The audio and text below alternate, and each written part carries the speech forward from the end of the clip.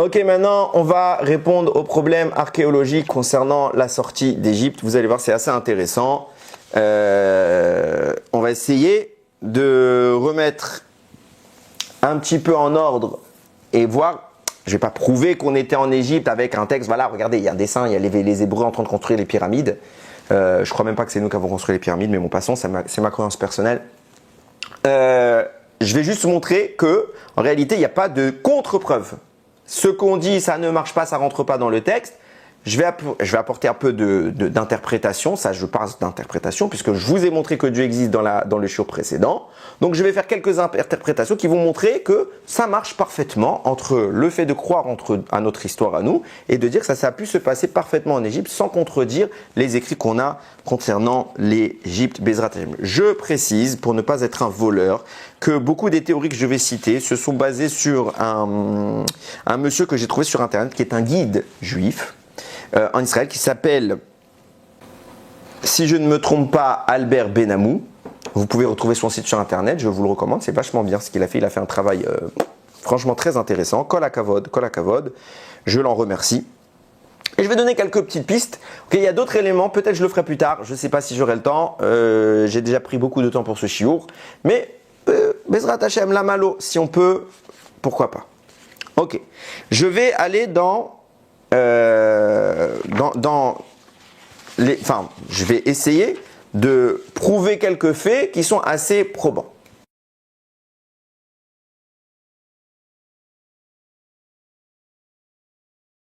Il y a un papyrus, ok, qui a été retrouvé et qui a beaucoup été détourné par nous les Juifs, parce qu'il est hyper tentant d'y voir des signes de ce qu'on raconte sur la sortie d'Égypte. Ce papyrus s'appelle le papyrus d'Ipouver.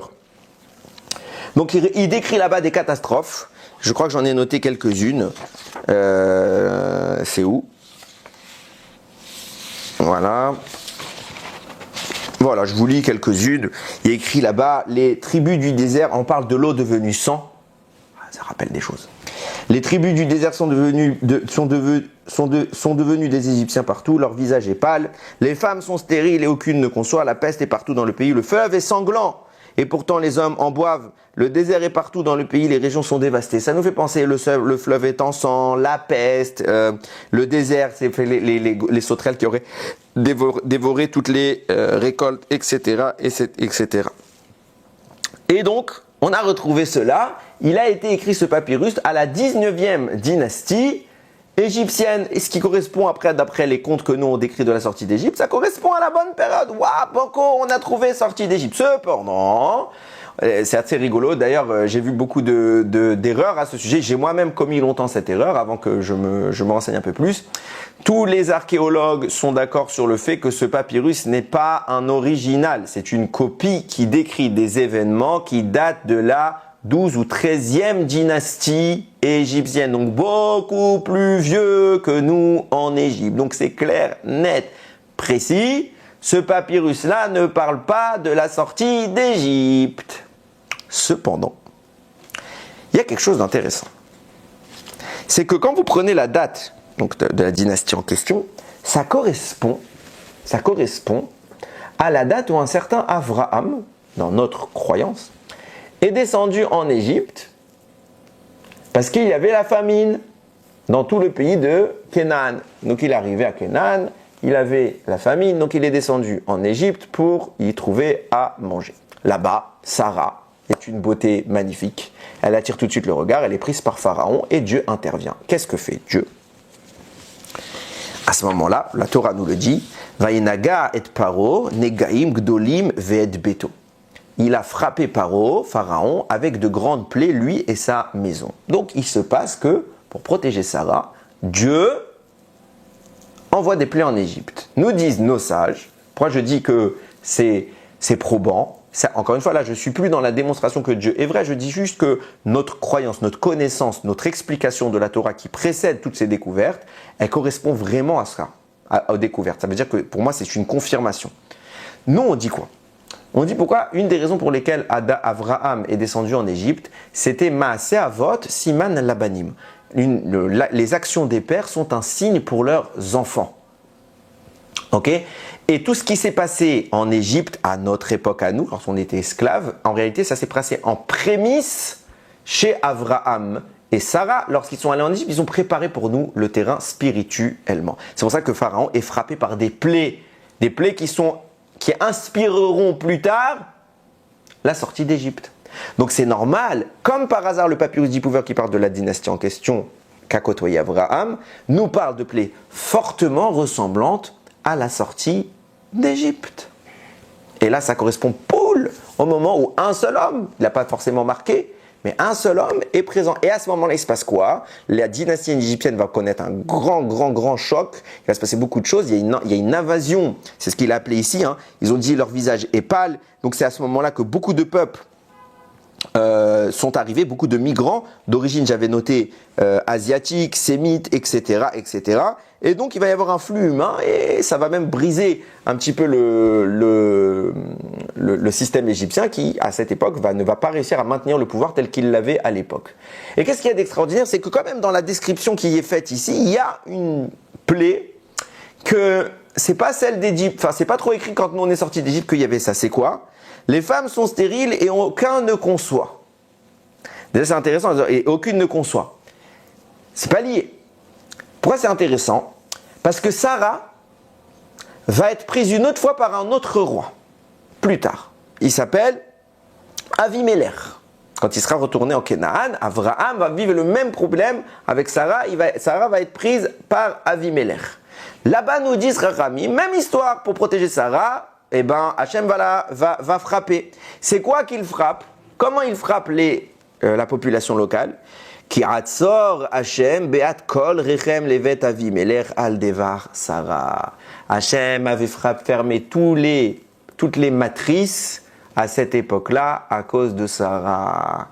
Nous disent nos sages, tous les orifices étaient clôturés. Plus que ça, nous ajoutent nos sages, ce qui s'est passé à l'époque de Sarah et Avimelech, c'est exactement ce qu'Hachem avait fait à Pharaon quand Sarah était là-bas. Ce qui explique pourquoi, dans ce papier où on nous décrit à l'époque d'Abraham la présence, ou plus précisément la stérilité, alors que ça ne faisait pas partie des 10 plaies, on a une trace du passage d'Abraham qui, peut-être c'est pas ça, mais ça ressemble beaucoup. Ça ressemble beaucoup, c'est sympathique. J'ai envie de dire jusqu'à maintenant, c'est sympathique. Ok. Je vais vous parler maintenant d'un monsieur qui s'appelle Idrimi. Donc je vous mets maintenant la photo. Voilà, je vous présente monsieur Idrimi, c'est sa statue. Ok. Et à l'époque, il y a eu une exploration. Il y a eu une exploration qui a été faite, quand je ne m'embrouille pas dans l'ordre de mes fiches. Ouais, il y a une exploration qui a été faite et on a retrouvé ce monsieur-là. Et regardez, il décrit un séjour, une sorte d'exil qu'il a connu, et dans lequel il est allé dans une terre, et il a vécu là-bas un certain temps. Ok? Et on a retrouvé, c'est ce qu'on appelle les inscriptions d'Idrimi, de ce monsieur, et on a retrouvé un texte. Et c'est intéressant, parce que ce texte-là, il correspond à l'époque du Canaan qui existe déjà, ok, mais aux alentours de la vie de Yaakov.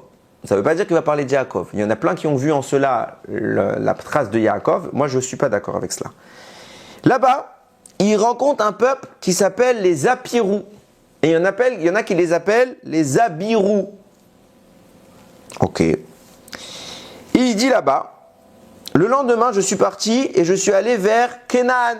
Il est allé à Canaan. C'est une des premières traces qu'on trouve du mot Canaan dans l'époque. À Canaan se trouve Amiya. Amiya, c'est un peuple. Ok. Donc on a un peuple qui s'appelle les Apirou ou Abirou. Ok. Ce peuple-là, il vit à Canaan. C'est avec là que monsieur Idrimi, c'est avec eux qu'il va résider. C'est Canaan. Et leur localité s'appelle Amiya. C'est intéressant. Hein? Abirou, vous prenez la manière de prononcer les choses. Ça fait quoi? Hébreu. Ivrim. C'est quoi en hébreu? En sémite, il n'y a pas de voyelle. Donc quand vous écrivez Abirou, donc c'est H-B-R. H-B-R, en hébreu, ça fait Rever. Abiru, Avirum. Aviru, prononce-le comme tu veux. Ivri. Vous allez me dire, ah, génial, Canaan, il y a un peuple qui s'appelle les Abiru, Ivri. Donc c'est nous. Mais non, c'est pas nous. Ça peut pas être nous. Beaucoup ont voulu spéculer sur ça. Vous lisez un petit peu sur Internet. C'est quoi ces gens? Ce peuple-là, les Abiru, c'était des mercenaires. C'était des mercenaires qu'on employait dans beaucoup d'armées, etc., etc. Donc on peut pas dire que c'était nous. Notre description, c'est pas ça. On n'était pas des mercenaires, on n'était pas dans beaucoup d'armées. Et même, on était une toute petite famille avant de descendre en Égypte, maximum 70 personnes. Donc c'est pas de nous qu'on parle. Mais d'où vient le mot hébreu? On les appelait Avrama Ivri. Ça vient de quoi? Mais parce que c'est simple. On descend d'un monsieur qui s'appelle Réver. C'est le petit-fils de Noach. Noach, il a Shem. Shem, il a Ever. Et donc tous les descendants de ce Ever, il y a nous, mais il y en a plein d'autres. Il n'a pas eu qu'un enfant et qu'il y a eu un enfant qui a eu qu'un enfant qui n'a eu qu'un enfant. Non, il a plein d'enfants. Et avec le temps, ça est devenu une masse. Ces gens-là, on les appelle des Ivrim. Ivrim, donc ils habitent où? En Canaan. Donc en Canaan, les descendants de Ever, c'est les Ivrim. Et nous, on est une partie de ces Ivrim. Descendants de Ever. Ce qui nous amène à comprendre pourquoi dans une terre qui s'appelle Canaan, le peuple qui habite là-bas, il s'appelle Abiru. Ivri. C'est les mêmes lettres. Et j'invente pas. Il y en a qui disent Apiru. Mais il y a plein qui disent Abiru. Comme par hasard. Et comment s'appelle la localité dans laquelle il se trouve? Amiya. Traduisez Amiya. Mon peuple de Dieu. En hébreu. Ya, Yudke, c'est un des noms que vous trouvez dans la Torah pour parler d'Hachem. Pour parler d'Hachem. Et quand dans notre langue à nous, ça veut dire quoi? Ami. Mon peuple. Mon peuple à moi, Dieu, qui vit où? À Canaan. Pourquoi c'est tous, il les appelle au début tous mon peuple, alors qu'on prétend que nous, on n'est qu'une petite branche qui va être son peuple? Parce qu'à cette époque-là, où les Abiru sont en place, peut-être même avant Abraham, okay, il n'y a pas d'alliance, il n'y a pas eu Matan Torah. Et eux, ils représentent quel culte? C'est leur papa, Ever. Ever, c'est le fils de Shem. Shem, c'est le fils de Noach. C'est son fils premier, Shem. C'est son héritier. Et Ever, c'est nous, on le représente comme étant un grand maître de Torah. Donc sa croyance, elle va envers qui? Vers Dieu. Donc son peuple, sa descendance, il appelle le peuple de Dieu. En terre de Canaan, en hébreu, tout ça. Et ça, c'est un texte, Idrimi. C'est très très vieux, monsieur Idrimi. Merci beaucoup. Grâce à toi, on a une trace qu'il y avait un peuple ivri en Canaan qui parlait de Hachem. Et vous pouvez le vérifier, il se trouve au British Museum, item 130738.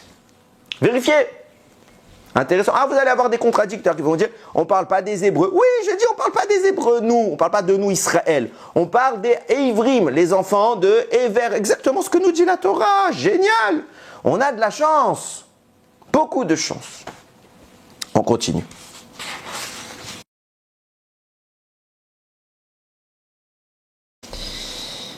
On arrive en Égypte. On arrive en Égypte et là, il se passe quelque chose que quand je suis tombé dessus, j'ai décollé. J'ai décollé. Alors, vous savez que on est, si je ne me trompe pas, c'était la 19e dynastie. Hein, vous me corrigerez si 18e, 19e dynastie. C'est là l'époque à peu près où on est en Égypte. Là-bas, il y a un roi qui se lève dans notre croyance, dans notre Torah, et on dit que ce roi s'en est pris fortement à Israël, etc., etc. Ce roi, est-ce que c'était le premier ou pas? Bon, il y a eu un roi qui a majoritairement embêté Israël. Si on fait les comptes, ok, on a, regardez, on a Yosef, d'après notre compte à nous, c'est l'an 2304, ce qui correspond à moins 1451. Ok, donc ça c'est à l'époque où Yosef meurt. Ok, maintenant, il y a un nouveau roi qui arrive, qui s'appelle Toutmosis. Toutmosis, 4. Pourquoi Toutmosis? Mosi, Achmosis, Toutmosis, il y en a plein, ils appelaient souvent Mézès. Pourquoi Mézès? Ramsès, c'est même lettre. C'est le même principe. Pourquoi? Mézès, quand vous prenez Ramsès, il y a les mêmes lettres. M-S-S. Ramsès. Mézès. M-S-S. Pareil. Moses, Moshe. M-S-S. Ça veut dire qui est né de en égyptien. D'accord? Donc vous avez plein de Mézès. C'est pour ça qu'il y a Ramsès, il y a Moses, etc., etc., etc. Donc toute Moses 4. Ok. Lui, il ne reconnaît pas. Après, il y a le règne de Aménophis III en l'an moins 391. Il y en a qui l'appellent Aménotep. Si je ne me trompe pas, Aménotep III. Ok. Et après Aménophis III, il y a un nouveau roi qui s'appelle Aménophis IV. Aménophis IV, lui, il aurait été contemporain de Moshe. Quand Moshe arrive dans le... Si les dates sont bonnes, on prend la date de Moshe, la date de cet Aménophis IV, et on voit que c'est les périodes où dans le Torah décrit que Moshe était là-bas dans le... Il va changer de nom. Il va changer de nom, ce monsieur. Il va s'appeler comment? Akhenaton. Akhenaton. Pourquoi? Sachez que cet homme a été frappé d'une pratique qui a été très connue à l'époque. On l'appelle le roi hérétique. Il a été frappé d'une pratique qui s'appelait la damnatio memoria. C'est quoi damnatio memoria? Quand ça ne nous plaît pas, on efface. On a voulu l'effacer de l'histoire. Donc déjà, pour les archéologues, c'est quand vous voulez. Hein. Quand vous voulez, ça existe qu'on efface des gens de l'histoire, mais toutes les traces que vous ne trouvez pas, c'est pas parce que ça a été effacé. Non, c'est... Parce que nous, on dit quand même qu'il y a eu la destruction du temple, qu'il y a eu beaucoup d'autodafé dans le peuple juif. Mais ça, c'est vrai que pour nous. Je reprends, je mets la parenthèse. Et là, oui, j'ai un parti pris, parce que je m'en fiche, j'ai déjà fait mes démonstrations avant. Je reprends ma parenthèse. Qu'est-ce qu'il a pourquoi ils ont voulu l'effacer? C'est son fils qui a voulu l'effacer. Son fils, c'est le fameux Toutankhamon. Ok, pourquoi il a voulu l'effacer? Parce que ce monsieur-là, Aménotep, Akhenaton, pardon, bizarrement, il va changer de croyance. Il arrête le polythéisme totalement. Et il se concentre à un culte inédit, unique, un seul Dieu, gouvernant tous les dieux, qui s'appelle Aton. Je ne sais pas s'il faut dire Aton. Akhenaton, le culte, enfin c'est le roi qui suit le culte d'Aton. Il va carrément construire et bâtir un nouveau temple. Il va s'exiler par rapport à... Enfin, pas s'exiler, il va se délocaliser de la principauté de l'époque pour créer une nouvelle principauté autour du culte de Aton. D'après certains, ça aurait été le premier monothéiste de l'histoire. C'est marrant. C'est marrant. Donc à l'époque, nous on dit qu'on était en Égypte. Il y a un roi, un tyran, parce que c'est lui qui nous a fait le plus de mal, qui croit en un seul Dieu. Et là, je suis en train de réfléchir, je dis, il y en a qui vont même dire que c'est peut-être de là qu'il y a une petite population d'Égyptiens qui va se détacher et qui a été influencée par le culte de Aton et qui va créer le judaïsme. Moi, j'ai réfléchi à l'envers. J'ai dit, avant qu'on fasse cette découverte, ok, bien avant, on a un texte qui est celui du Zohar. Et là, ça m'a fait tilt. Il y a un texte du Zohar qui dit comment c'est possible que les Égyptiens aient pu nous faire autant de mal, qu'ils aient eu tant la force de nous assaillir comme ça. Et le Zohar dit, sache que dans le ciel, chaque nation, elle a un ange. Chaque nation, elle a un ange qui la représente dans le ciel. Et bien, qu'est-ce qu'il a fait Hachem sur tous les anges du ciel? Et c'est ça qui crée je précise, je vais trop vite en besogne. C'est ça qui a créé la Avodah Zara, le polythéisme. Pourquoi? Chaque peuple, il avait sa croyance en son ange. Et c'est ces anges-là qui étaient vénérés. Et il reconnaissait l'existence des autres anges, parce qu'il n'y avait pas de hiérarchie dans les anges. Chaque ange était puissant. Donc il existe. Moi, je suis de telle population, je crois en cet ange, c'est lui que j'aime le plus, c'est lui que je vais me consacrer. Et donc c'est dans son temple là que je vais plus me focaliser. Mais il y a d'autres. Polythéisme. Qu'est-ce qu'il a fait Hachem? À l'époque où l'Égypte va commencer à s'en prendre à nous, Hachem va prendre l'ange d'Égypte et il va le placer au sommet de tous les anges. Tous les anges, ils acceptent que c'est lui le big boss des anges. Donc d'un coup, tu n'as pas plein d'anges, tu as un ange. Ce qui se passe dans le ciel se répercute sur terre. Le temps que ça se matérialise, le roi de l'époque est polythéiste, il meurt, et celui qui le remplace, il devient monothéiste. Pourquoi? Parce qu'il n'y a qu'un ange dans le ciel. Il n'a pas dit Hachem, il a dit un ange. un culte. Qu'est-ce qui se passe? C'est pas tout. Comment il s'appelle ce culte? Le culte de Aton. Ou Aton. En hébreu, si tu dois écrire Aton, tu vas l'écrire Aton. Aton veut dire quoi en hébreu? Une ânesse. Nos croyances, nos connaissances de la Torah nous disent, à cette époque-là, le roi d'Égypte a un conseiller qui est très très fort en magie noire, etc. Il s'appelle comment? Bil'am. Bil'am est un des conseillers, comme ça le Midrash rapporte, de Pharaon. Et Bil'am, il a un pouvoir extraordinaire, il connaît le divin, il sait ce qui se passe dans le ciel. Et par quelle mesure il arrive à connaître tout cela? Vous savez comment? Il était zoophile. Il s'unissait avec son animal de compagnie. Et c'est tellement impur de faire ça qu'il arrivait, avec toute l'impureté qu'il connaissait, il arrivait à avoir des dévoilements par le chemin impur. Des dévoilements très très hauts. Et il parle de Dieu là-bas. Il appelle Kel Elyon, le Dieu suprême. Il sait des choses, mais dans le mal. Il est très très pourri ce monsieur. Quel est l'animal de compagnie de Bil'am? Une Aton. Une ânesse. Et c'est par cette ânesse-là qu'il arrive à faire toutes ces connexions dans le ciel. Et c'est le plus grand incantateur, je ne sais pas comment on appelle ça, de ces notions-là. Et nous disent nos rabbins, c'est le conseiller privé de Pharaon. Tu m'étonnes quand tu vois qu'un homme, il arrive à faisant des bêtises avec son ânesse, qu'il arrive à faire des choses extraordinaires. Eh bien, il commence à se dire, au lieu de croire, en plus dans le ciel, il n'y a qu'un ange, donc on va occulter tous les autres anges. On a une ânesse qui arrive à se connecter à cet ange, ce qu'on appelle, nous, Dieu, les Égyptiens. Donc on va faire le culte de Aton, l'ânesse. Extraordinaire, extraordinaire. Qu'est-ce que nous dit le Zohar? C'est pas fini. À la fin, l'ange qui était le big boss, Hachem l'a pris et il l'a descendu tout en bas. Donc il n'y a plus un seul dans le ciel. Il y a de nouveau plein. Qu'est-ce qui se passe? Cet Akhenaton, il meurt. Et son fils, Toutankhamon, qu'est-ce qu'il fait? Il bannit la mémoire de son père. Mon père était un imbécile qui croyait en des fausses choses. Il se remet à devenir polythéiste. Déjà, qui bannit la mémoire de son père? Faut être dingue. Bon, mais c'est d'ailleurs, ça existait dans l'histoire, c'est pas un argument. Il bannit la mémoire de son père et il retourne dans les localités d'origine, dans le culte polythéiste, et il efface tout. Pourquoi? Parce que subitement, dans le ciel, il n'y a plus un boss. Il y en a plein. Waouh! Waouh!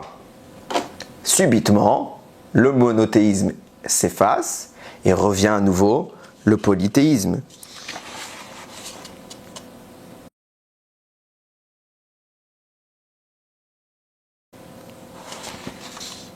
Et regardez, ce monsieur Akhenaton, c'est pas fini, hein.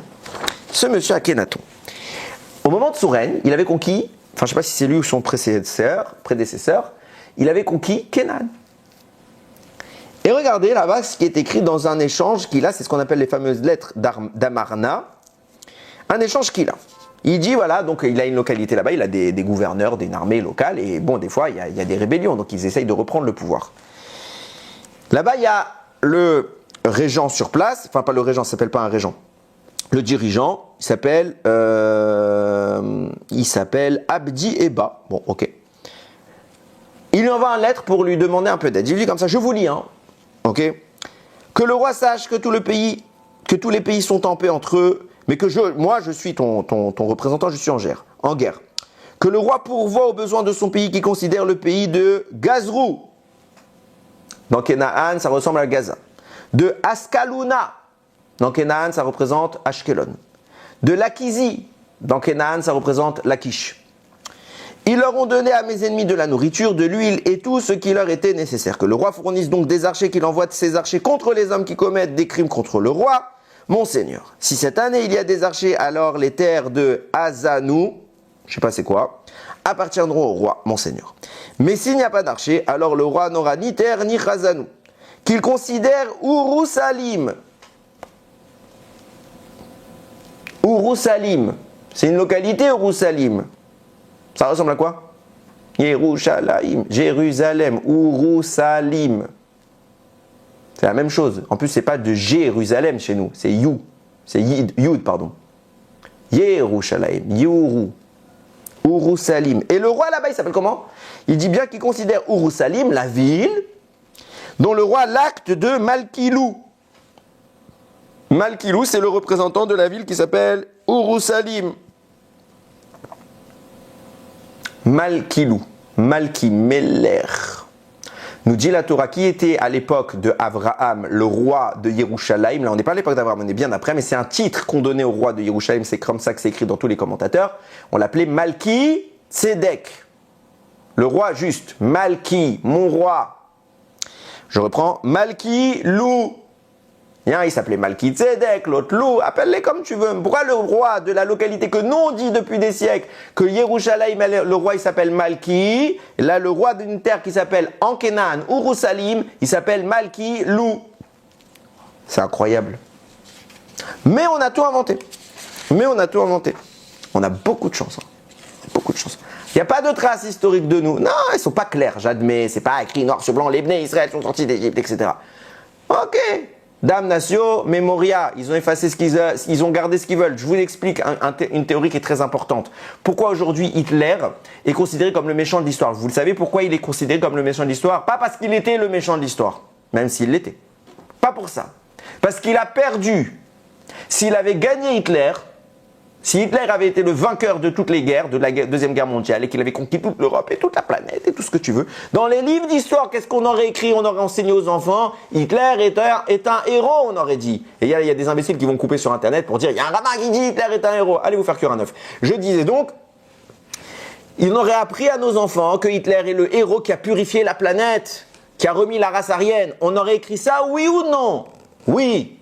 L'histoire est écrite par les vainqueurs. Ok, et on efface tout ce qui nous déplaît de l'histoire, tous les crimes de l'humanité, si on pouvait les cacher, on les aurait cachés. Ok, donc même l'histoire, les Égyptiens, pourquoi ils parlent pas de nous alors qu'ils ont des tonnes de textes? Mais tu crois qu'ils vont écrire qu'ils se sont fait ratatiner à un moment par Dieu, l'antithèse de leur croyance? Bien sûr que non. Bien sûr que non. Et je termine.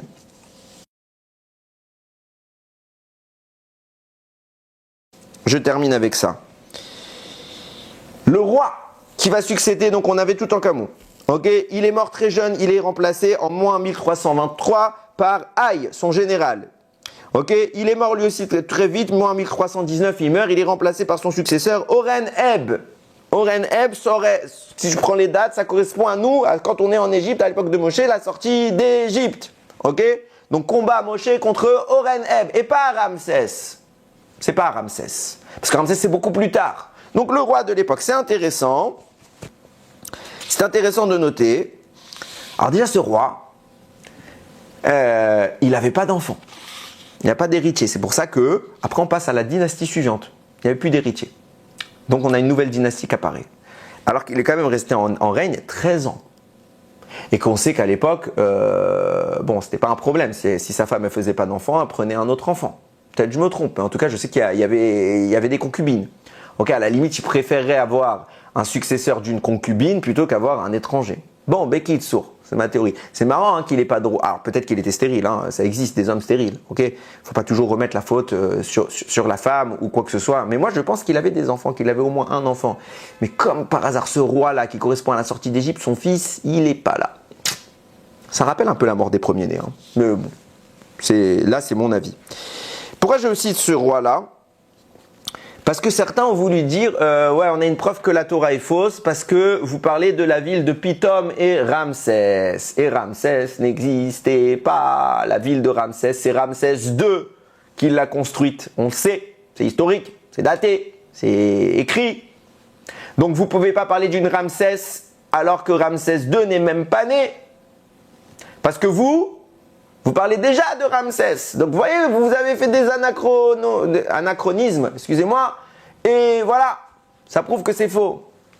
Mais non, pas du tout. Donc je vous ai dit, ce roi il s'appelle Oren-Heb. Oren-Heb, il n'a pas d'enfant, il correspond à la sortie d'Égypte en termes de date. Ok, comment s'appelle son général qui va lui succéder? Ramsès I. Ramsès I. Alors, deux réponses que je vais donner à ça. Déjà, dans la Torah, on voit des anachronismes parlant au futur. Par exemple, dans Bereshit, chapitre 14, verset 14, la Torah parle de la ville de Dan. Dan n'est pas né. Et l'auteur, il sait qu'il n'est pas né, Dan. Ok? Il l'appelle Dan. Pourquoi il appelle la ville de Dan? C'est pour que nous, on sache c'est où. Parce que la ville, elle ne s'appelait pas comme ça avant. Et comme plus tard, on va l'appeler Dan. Alors, pour que nous, on sache c'est où, Dieu, quand il a parlé, il a dit Dan. Zéo. Il n'a pas dit le vrai nom, il a dit Dan parce qu'il voulait qu'on sache que c'était ici que les choses se sont passées sur place. Donc il a appelé avec un mot qu'on pourrait repérer plus tard. Pareil, où il est mon problème à dire ici que la terre, l'endroit dont on parle dans la Torah comme étant Ramsès, il s'appelait, je sais pas comment, Abracadabra. Ok. Mais plus tard on l'appellera Ramsès et quand Dieu a parlé de cet événement-là, sachant qu'il sait que nous on va vouloir peut-être repérer, il y a une raison pourquoi là il a voulu dire et pas à d'autres endroits, mais c'est il a appelé Ramsès. Première théorie. Deuxième théorie, ce que donne M. Benamou, qui est aussi très intelligente, il dit, c'est pas nouveau, on voit que M. Ramsès I, c'est le bras droit, enfin c'est un des généraux de Horemheb, et que à cette époque-là, ils ont sans doute bâti des choses, et pourquoi pas, on donne pas des fois des noms de nos généraux à des places, à des rues de ville. Au d'abord, peut-être que c'était lui un des ingénieurs de la locale, et qu'il a voulu accepter qu'on l'appelle Ramsès. Et que cette Ramsès-là, après, elle a été soit détruite, soit reconstruite par Ramsès II. Ailleurs, moi je pense personnellement qu'on est entre les deux. Je pense que cette Ramsès, quand vous lisez la Torah, les descriptions que nos Chachamim nous font de cet événement, qui date d'avant les découvertes archéologiques, pour pas qu'on dise que j'invente et que j'adapte à ma sauce, là-bas on nous dit que c'est une terre qui ne tenait pas. C'est une terre qui ne tenait pas, elle date depuis l'époque de Yosef. Yosef, à cette époque-là, on dit que Yehuda est venu, il a détruit cette terre. Donc l'histoire, je vous la fais en bref. Okay, et que c'est une des raisons pour lesquelles plus tard, quand on a été exilés en Égypte et qu'ils nous ont donné des charges de travail et d'esclavage, alors je sais qu'il y a des gens qui vont dire qu'il n'y avait pas d'esclavage en Égypte, ouais, même quand ce que j'ai lu, c'est pas très clair. Mais bon, passons, je ne vais pas rentrer là-dessus, ça ne m'intéresse pas. C'est une des raisons pour lesquelles ils nous ont donné à travailler dans cet endroit-là, parce qu'ils disent c'est vos ancêtres qui l'ont cassé, vous allez la reconstruire. Sauf qu'elle était tellement abîmée, etc., qu'à chaque fois tout s'effondrait. C'était une ville qui était totalement spirituellement, à cause des événements spirituels qui y sont passés, on ne pouvait pas y vivre. Donc à chaque fois ça construisait, ça s'effondrait, ça ne tenait pas. Et puis, c'est toutes ces tentatives pendant des années de reconstruction pour nous embêter. Au final, on sort. On sort et on leur dit dans la tête, Hachem il nous libère, on est en effet protégé par Dieu et tout ce qui se passe c'était la volonté d'Hachem, même si c'est pas toujours facile à comprendre. Mais on sort. Et il se passe quoi? Encore une fois, l'histoire c'est celle qu'on veut bien faire entendre. On ne va pas raconter qu'on avait une ville qui a été totalement détruite, ratatinée, brisée, pulvérisée par les miracles divins. Donc on veut faire oublier cette catastrophe. Qu'est-ce qu'on fait? On fait une nouvelle Ramsès II, qui l'a construit pour faire oublier. Il veut faire oublier le carnage qu'a été la sortie d'Égypte. Donc il fait un nouveau. Comme Toutankhamon, il est parti du temple de son père Akhenaton, il est retourné dans les temples d'avant pour oublier cette partie de l'histoire. Pareil, Ramsès II, il veut refaire la grande Égypte, il veut oublier cette partie d'histoire, il n'en parle pas. Et il refait une belle Ramsès, celle que vous connaissez aujourd'hui, qui est documentée. Pourquoi il l'a refait comme ça? Parce qu'il y a eu un Ramsès I, lui il s'appelle Ramsès II, parce qu'il y a bien eu un Ramsès I. Ça marche. Alors vous allez me dire, il y a encore plein de preuves archéologiques. Je n'ai pas dit que j'allais tout répondre maintenant. Vous avez vu déjà que ça fait beaucoup d'enregistrements. J'espère que j'ai pu répondre à pas mal de questions. Si à l'occasion, je ferai peut-être, je ne m'engage pas, d'autres théories sur le sujet. Mais encore une fois, vous vous rendez bien compte que on peut faire dire ce qu'on veut à l'histoire.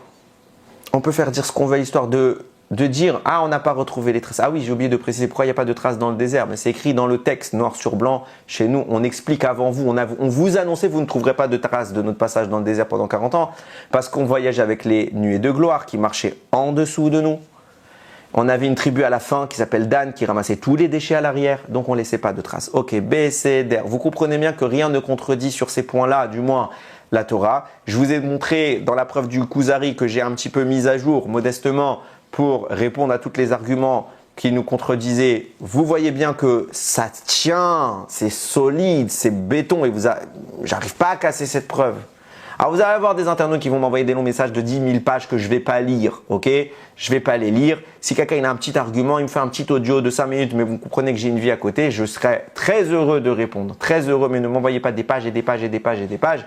À la seconde où je vois que c'est long, je ne le lis pas. Je le dis d'avance parce que je n'ai pas le temps. Donnez-moi des petits audios très brefs, argumentés, ça me fait plaisir. Au contraire, si je peux aider des gens ou même faire évoluer ce chiour, ce sera avec grande joie. Mais Béné Israël, les Béné Israël, sachez-le, Hachem, il existe, il nous a donné sa Torah et ça se prouve, voilà, un raisonnement qui se tient. Et je sais que des gens ne sont pas d'accord avec mon raisonnement, mais il se tient, il se tient. On a une preuve, Dieu ne s'est pas complètement caché. Oui, il ne se dévoile pas. Oui, il ne fait pas 100 milliards de miracles. C'est écrit dans notre Torah. Vanochi aster panai. Et je cacherai ma face ce jour-là. À partir de la destruction du temple, Hachem a diminué les miracles. Et c'est trop facile de croire en un Dieu qu'on constate, il n'y a pas d'effort. Le but du judaïsme se revendique par l'effort. Donc il te donne des pistes logiques, cohérentes. À toi de faire la suite de ton chemin. Et même si ça ne plaît pas, même s'il y a des choses encore qui contredisent, ça tient. Alors Bezrat Hashem, les autres choses qui contredisent, soit Bezrat Hashem avec le temps j'arriverai avec l'aide d'Hachem, je ne m'y engage pas à faire des vidéos, ou Bezrat Hashem, vous êtes assez intelligent pour répondre par vous-même. Mais en tout cas, puisque la preuve de l'existence, elle est basée, elle est fondée, elle est structurée, elle n'est pas cassée, alors c'est vrai. C'est vrai. Alors il y en a qui vont me dire, une preuve est faite pour être cassée. Non, c'est une théorie qui est faite pour être cassée. La preuve, c'est une preuve, ok? C'est clair. Quand je vois quelque chose que je le prouve, c'est prouvé. Un théorème est vrai. Un théorème, une fois qu'on l'a prouvé, il est vrai. Sinon, il est juste dans une théorie. C'est pas une théorie, c'est un théorème, là. C'est pas pareil. C'est pas pareil. Donc vous avez bien compris, Hachem existe. Hachem nous a témoigné sa présence, nous a demandé de faire des choses, alors faisons-les, servons-le avec simcha. Et si on a des problèmes là-dessus, ça s'appelle la avodat Hachem, il faut se travailler, il faut poser les questions rabbanim, il faut s'approfondir de connaissances, et même quand des fois on ne comprend pas la morale divine, il n'y a rien qui me dérange dans la Torah. Et même les actes qui peuvent paraître les plus atroces, je le dis haut et fort, je n'ai pas de gêne dans ma foi, dans ma connaissance de Dieu, tout s'explique. Tout est clair, tout a une compréhension. Et il y a des choses que parfois je ne comprends pas, je suis qu'un homme, ok? Et ben je cherche, j'apprends tous les jours et c'est la plus merveilleuse des choses. J'espère que vous aurez vous aussi la chance de comprendre tout cela. Baruch Adonai Leolam, Amen ve Amen.